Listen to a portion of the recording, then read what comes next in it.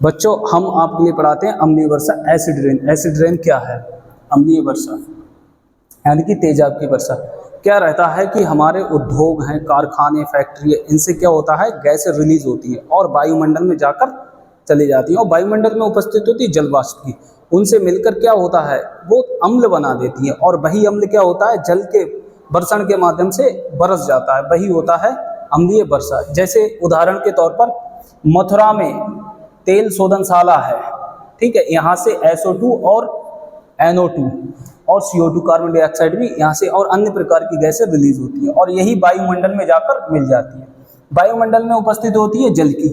अब ये जल की बूंदों में मिलकर ये क्या बनाते हैं, अम्ल, एसिड बनाते हैं और वही बरस जाता है। और जैसे कि आगरा का ताजमहल है, इसका रंग क्या पड़ रहा है, पीला पड़ रहा है, ये एसिड रेन की ही देन है, ठीक है।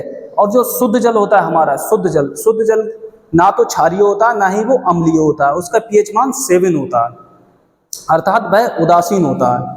और साथ ही साथ हम देखते हैं जैसे ही pH मान घटता है 7 से नीचे तो वो अम्लीय हो जाता है जल, और जैसे ही ऊपर बढ़ता है वो क्षारीय हो जाता है जल, ठीक है।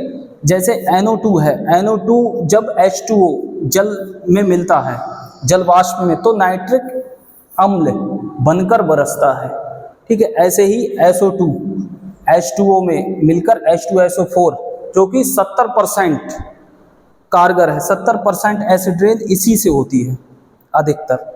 और इसका दुष्प्रभाव क्या है, झीलें, नदियां, तालाब, ऐसे कुछ जगह हैं जहां एसिड रेन अधिक होता है तो वहां जलचल बिल्कुल से समाप्त तो होता जा रहा है, हो गया है, वहां ऐसे समझो मछली वगैरह ये सब समाप्त हो चुकी हैं, झीलों का पानी अधिक अम्ल हो चुका है।